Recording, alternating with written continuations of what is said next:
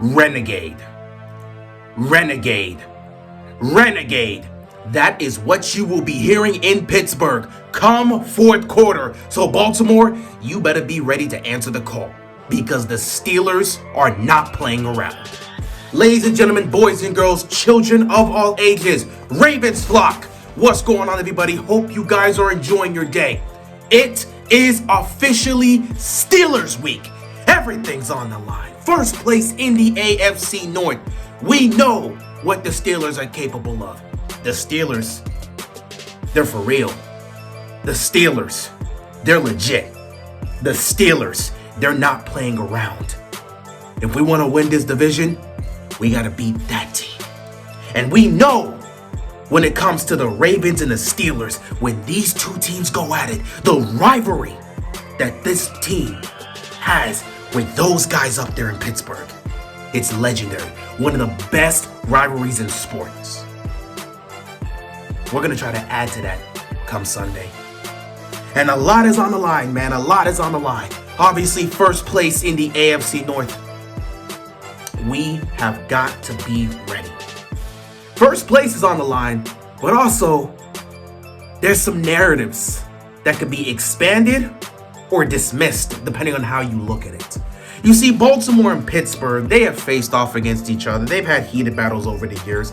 But in the Lamar Jackson era, we haven't really had a lot of those major battles. That's because half the time Lamar's not here for the games.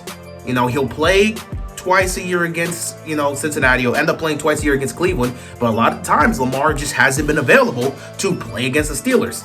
He's entering year 7 of his career, and he's only played the Steelers 4 times. This will be his 5th start playing against the Steelers. So we haven't had much of the Lamar Jackson era against the Pittsburgh Steelers. So we don't exactly know how much we can look at that. However, we do know the record he holds against the Pittsburgh Steelers.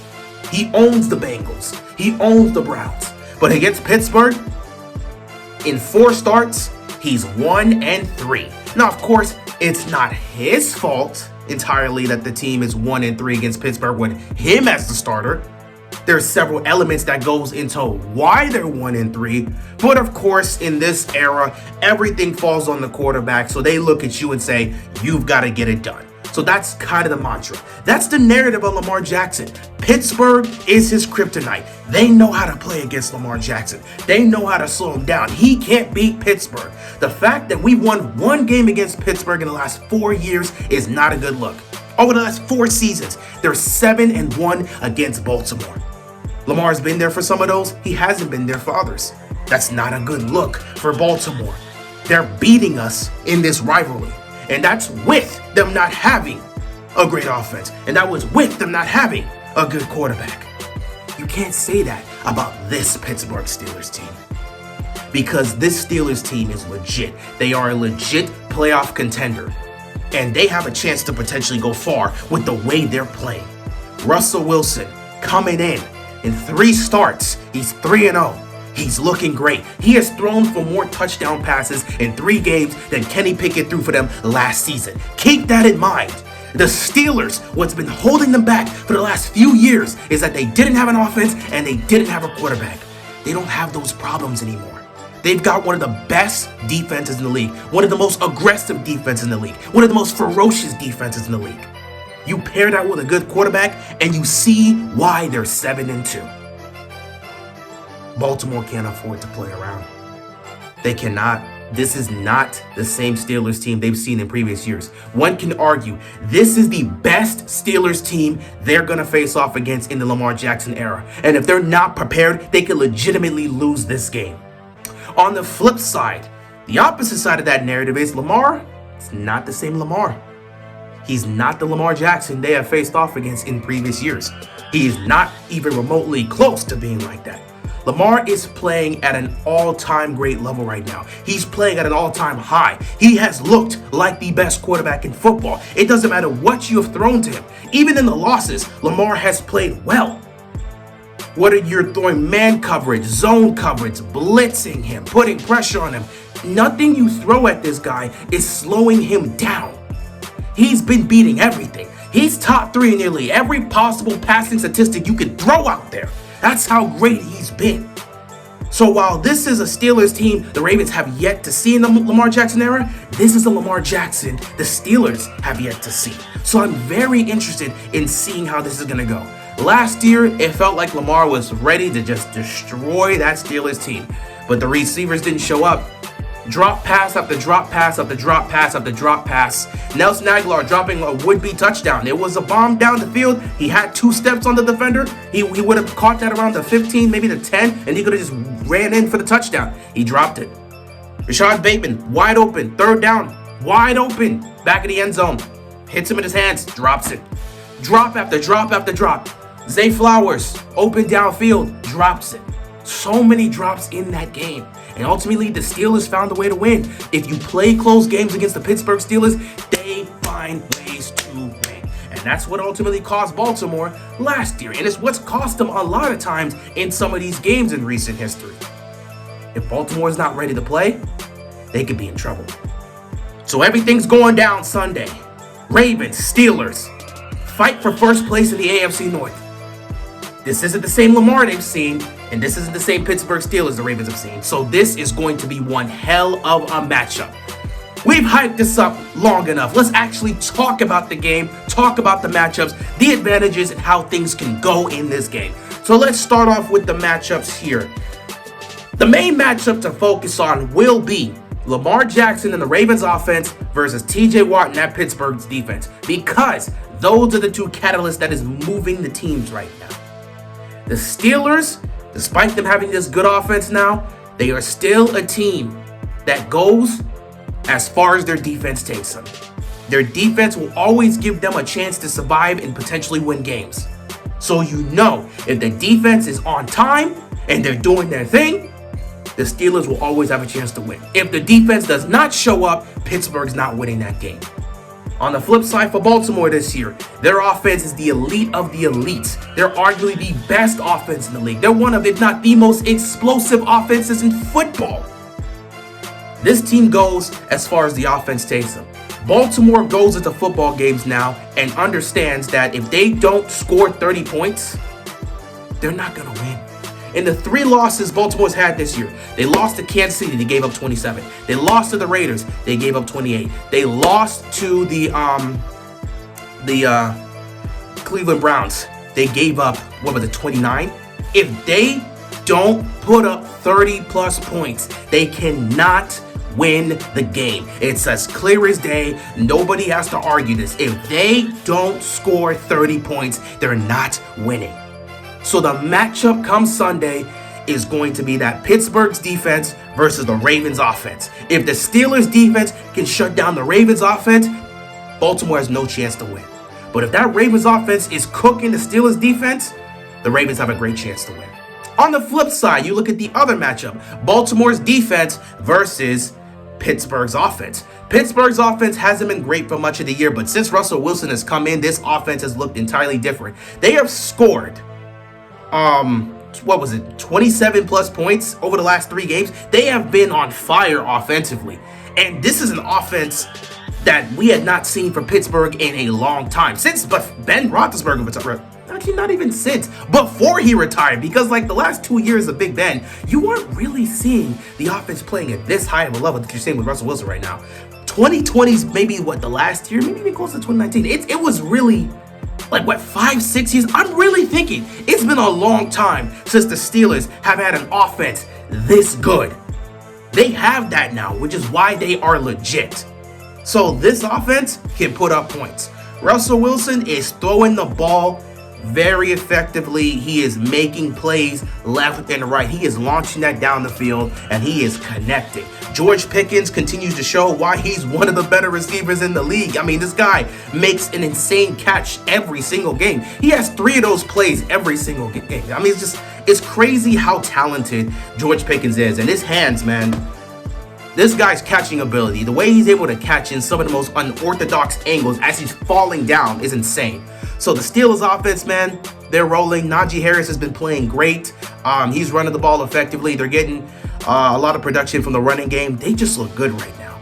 They're producing a lot of yards. And it's actually resulting in points. In previous seasons, even if they were producing yards, they weren't producing points. Now they're producing points offensively. It's not like they're just getting all these yards but not scoring. They're getting the yards and they're putting up the points. On the flip side, you've got Baltimore's defense. Baltimore has one of the worst defenses in football right now. They've got a good pass rush. They're actually 4th in the league in sacks, which is crazy.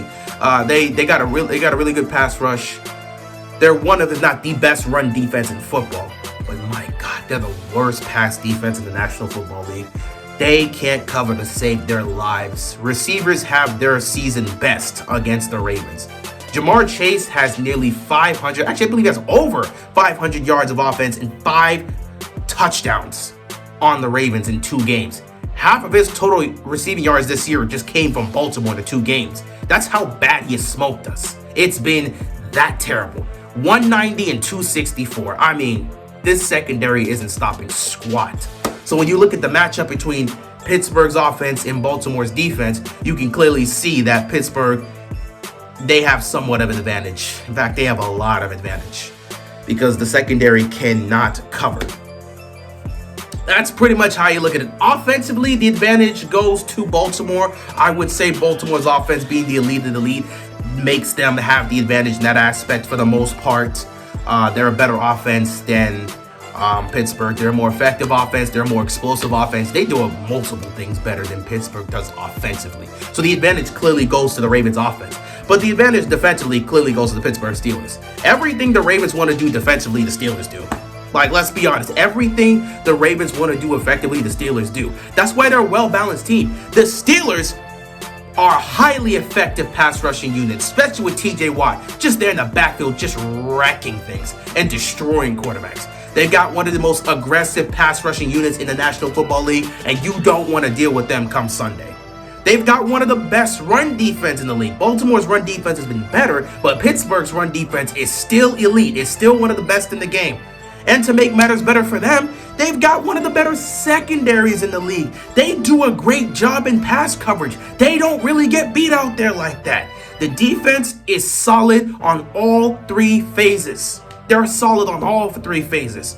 From their front 7 to their linebacking core to their secondary with their corners and safeties. They have the clear advantage over a Baltimore defense that can't stop a nosebleed right now. So offensively, the advantage goes to Baltimore. Defensively, the advantage goes to the Steelers defense. So when it comes to the matchup topic, the advantage goes to Baltimore's offense over Pittsburgh's defense, and the advantage also goes to Pittsburgh's offense over the Ravens defense. So what happens when both offenses have the advantage over each other's defense? How does that game go? Well, it might end up becoming somewhat of a shootout. Not something too huge, because when Baltimore and Pittsburgh meet up, they don't exactly put up a lot of points. There's rarity in terms of games where we can count where we see Baltimore and Pittsburgh put up high octane numbers where it's like it's a 35-33 type victory. The last time I remember us both putting up that type of numbers was the Pittsburgh game in 2017. Pittsburgh won 39-38. That's the last time I remember an offensive explosion from both teams. But when these two meet up, usually it is a low-scoring, highly physical, highly tough game that comes down to the wire. In a game like this where both offenses have an advantage, I think the key to the game comes down to which offense can more consistently be effective against their opponent's defense. And that comes down to executing on 3rd down. That comes down to being able to move the chains and get plays to your big receivers and allow them to go make plays down the field. That comes down to putting up points on the board. Do not leave drives out there where you're punting. Don't leave empty drives out there. Don't go 3 and out. These type of moments. Who's more effective? Who's more efficient in putting up points against their opponent's defense? That's going to be the ultimate determining factor here. Because both these offenses are playing good and they have an advantage against the defense they're playing. But Baltimore, their offense is so good that it kind of somewhat makes up for their defense. However, Pittsburgh in this situation, they have a clear advantage because they're just a more they're a well-balanced team. They're a well-balanced team. They are a well-balanced team. It sucks to say this as a Ravens fan, but the Steelers are a well-balanced team both offensively and defensively. Baltimore has this elite offense. They have a horrible defense. It's tough to determine how this is going to go. Keys to the game. Keys to the game. Okay. Baltimore. Let's start defensively because that's going to be the biggest thing. For the love of God, Baltimore, can you please just do your job and cover? Can you please just do your job and cover? I would love to say limit the big plays as a key to the game. Dog, just do your job. Marcus Williams, if you're out there, do your job. You are ranked as the second worst safety in all of football. For the love of God, man, people are roasting you. You get paid to do a job. Do your job. Brandon Stevens, you are ranked as the 7th worst corner in the National Football League. You are getting burnt every single week. You get paid to do a job, and your own fan base is roasting you. For the love of God, Brandon Stevens, do your job. Number one key to the game for the defense, do your job. Stop getting beat. I am so sick and tired of watching. Let me take my glasses off. I'm so sick and tired of watching this defense out of position. Do you know how annoying it is as a Ravens fan? When you're seeing the quarterback, they're already set, getting ready to take the snap. And then you look at the Ravens defense and they're still trying to get people in position. Get set. What are you doing? How is it this difficult for you guys to get set in the right coverage? Why are you still having to communicate this point to try to get to the right place? That's how you get caught off guard. It's been happening all season, and I'm tired of it. Number one key to the game, do your job. Secondary, do your job. Stop getting beat. Stop leaving receivers wide open in the middle of the field. Stop giving up huge chunks of yardage down the field because Marcus Williams can't cover or Brandon Stevens can't cover. Do your job. Number one key to the game, do your job, defense. Cover.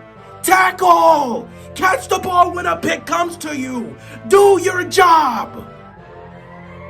Number one key to the game. Just had to get that out. Number two,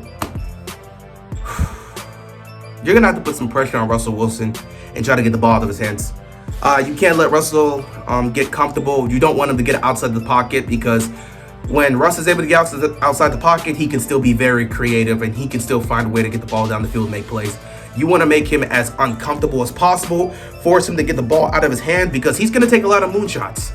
He is going to take a lot of moonshots, man. He's going to throw a lot of moon balls, just yeeting them down the field. A lot of moon balls from Russell Wilson, just launching them down the field. So you've got to be prepared to deal with that. And the best way that you can stop that from being a completion is by putting pressure on him and forcing him to get the ball out quickly. Because the faster he gets the ball out, the more likely it's an inaccurate ball and he's just going to miss the receiver downfield. So you got to put pressure on him. Also, if you can get him down, that'd be great. But mostly, just put pressure on him. You got to put pressure on him. Other than do your job, yeah, like I said, catch picks if you get the opportunity. Make the tackles in open space. Stop getting beat in the middle of the field in coverage. I'm tired of watching receivers get wide open in the middle of the field. And just do your job. Like really keys to the game is just do your job. Cover, tackle, put pressure on the quarterback. Get to the quarterback. Catch picks when they come to you. Stop dropping these interceptions. The fact that the Ravens lead the league in drop picks is annoying. Defense, do your job. That's it. Your only key to the game at this point, to just wrap up everything, your only key to the game, do your job. That's it. Do your job, defense. That includes covering. That includes tackling. That includes catching picks when you get an opportunity. That includes putting pressure on the quarterback and sacking him. Do your job. Do your job. That's all I gotta say. If you want to redeem yourself, this is one of those games where you could try to do so. Do your job, defense. Do your job. Okay. Offense. Keys to the game. Ah, man. Well, I think this is clear. If anyone wants to argue this, I don't believe there's any other key to the game that's more important than this. Number one, protect the football.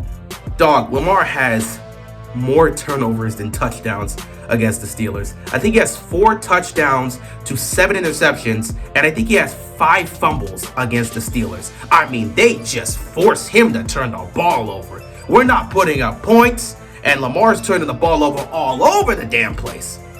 Protect the football. That's the number one thing. With Lamar having that many turnovers against Pittsburgh, the number one priority needs to be protect the football and then protect Lamar. Because if you can protect Lamar, that's part of protecting the football. Because a lot of times where he's fumbling the ball, he's getting strip sacked. And sometimes it's by TJ Watt. So if you can protect Lamar, that's part of protecting the football. So number one key to the game, protect the football. Please, Do not turn the ball over.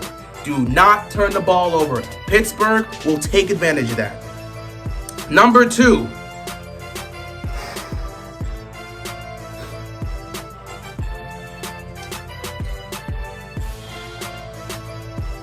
Listen. I just got on the defense and told them to catch the ball. Receivers, don't make me have to say the same about you. Don't make me have to say the same about you. Zay Flowers, Rashad Bateman, Nelson Aguilar, Mark Andrews. You guys were dropping the ball all damn game last year in Pittsburgh. For the love of God, go out there on Sunday and redeem yourself, because you guys dropping the ball over and over and over and over again contributed to us losing that game against the Steelers.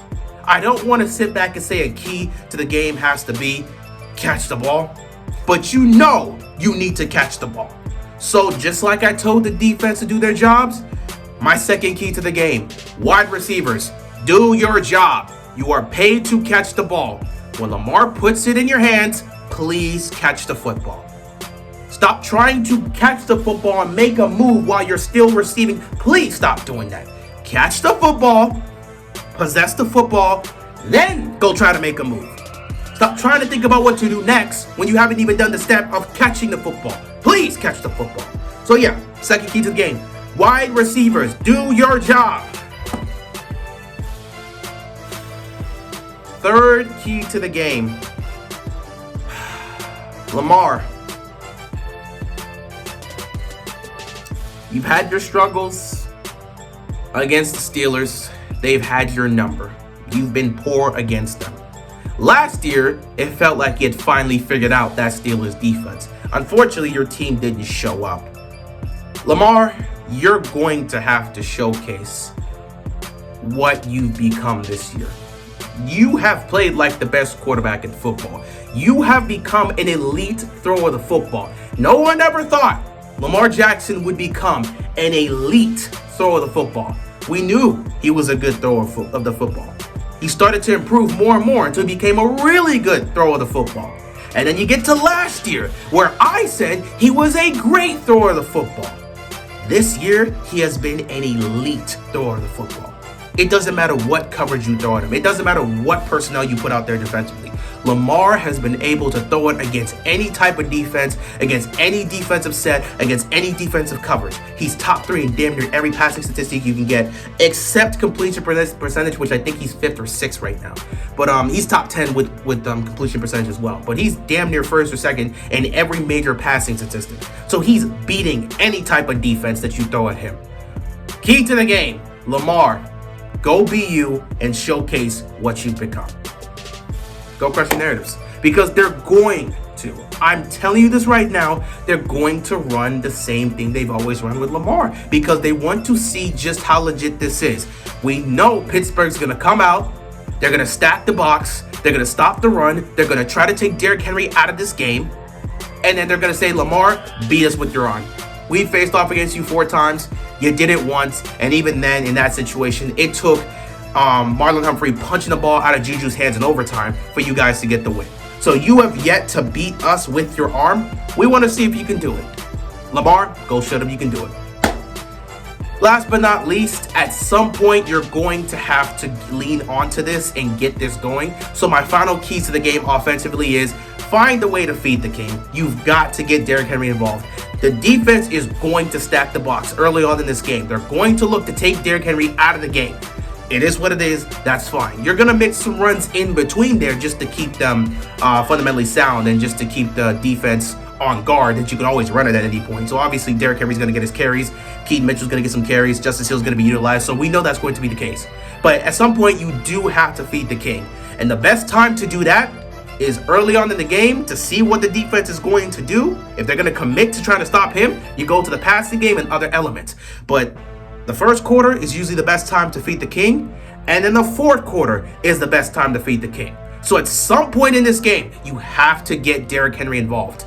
The first and the fourth quarter are the two best quarters to get Derrick Henry involved. You get him involved early on to see if he can beat that defense and see what type of coverage you're going to throw out there. If they're going to stack the box and take him away early on, you're still going to give Derrick Henry opportunities, but you know it's going to be a situation where now you're going to have to throw the football because they're not going to allow you to run. That's going to slowly chip them away until we get to the fourth quarter, where now you can utilize Derrick Henry. Henry can be unleashed, the king can start to feed in the fourth quarter, you can wind the clock down, and you put yourself in the position to win the game. So, last key to the game, find a way to feed the king and get him involved. That is what you are going to have to do. So yeah, that's pretty much it for keys to the game. Special teams, please, just don't muff a punt. I watched Washington do that last week. Please don't muff a punt, don't miss a kick, don't do anything dumb on special teams. I would like to add that the Ravens need to stop committing penalties, but through 10 games, you're one of the most penalized, if not the most penalized team in football. That's just not going to be magically gone all of a sudden.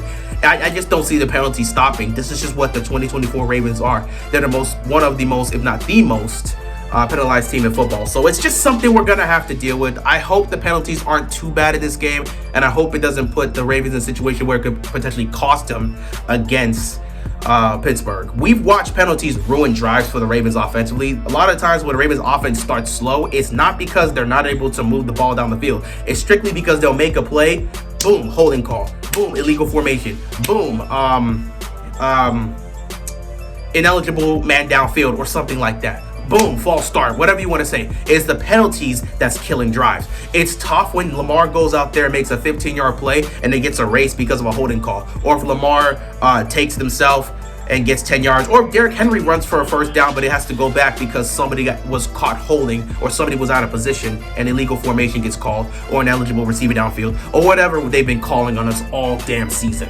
So the offense, of course, you need them to stop committing penalties, but I just wanted to specify that's the main reason why Baltimore's been off to a lot of slow starts. These penalties are killing them because they're moving the ball effectively. Nobody can really stop this offense except themselves. And unfortunately, due to these penalties, they're stopping themselves. So yeah, it is what it is. Offensively, you know what you need to do. The keys of the game are there. Defensively, you know what you need to do. The keys are there as well. It's going to come down to who can execute the most in key situations. So yeah, that's pretty much it. Time for my predictions. I'm gonna take my glasses off for this, and we're gonna leave it off for the rest of the video because I'm almost done.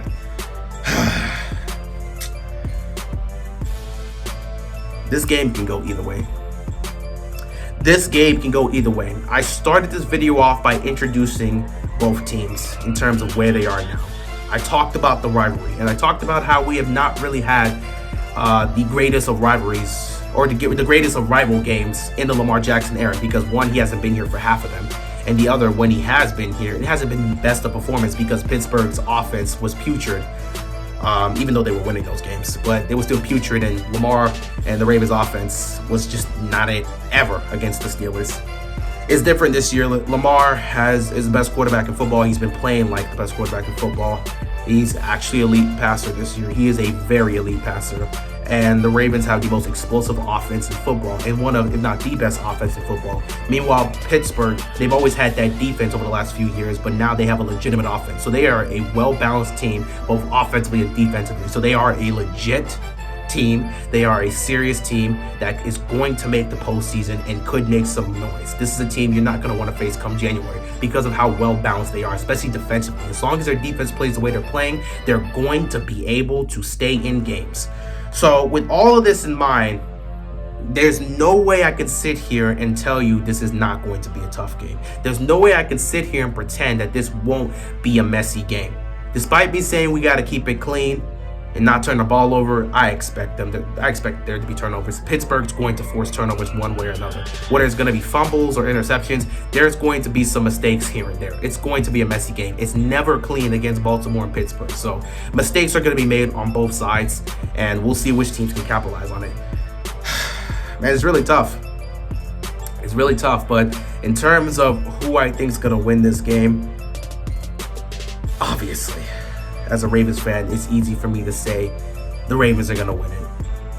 But with the way the Ravens defense is playing, you you cannot say with full confidence that the Ravens are going to win. They have this elite offense that I believe is going to match up very well against Pittsburgh. But because the defense has been so putrid, it's so tough to just say Baltimore's going to win this game. I think it's a toss-up. It's going to come down to the wire. I'm going to say it's going to be a 28-27 type game. Or we can say it's going to be a 27-25 type game. Or hell, depending on how things go, it might be a 21-20 type game or a 23-28. I'm thinking a game-winning field goal is going to win this. A game-winning field goal is going to win this. So it's either going to be Boswell winning it for the Steelers or it's going to be Tucker winning it for the Ravens. Either way, a game-winning field goal is going to win this game. I'm going to take the Ravens 24-21. That's the best I can do. I think Baltimore is going to be able to make plays. Lamar is going to play well, but mistakes are going to be made by him and the offense. I think Russell Wilson is going to have a good game, especially against this defense, and he's going to make plays here and there. However, I think there will be opportunities that the Ravens defense will be able to capitalize on. Pittsburgh's offense will make some mistakes. They did it last week against the Commanders. They've been doing it all season, just making mistakes here and there offensively. So I think both offenses are going to make mistakes. Both defenses will be able to take those opportunities to give extra possessions to their teams.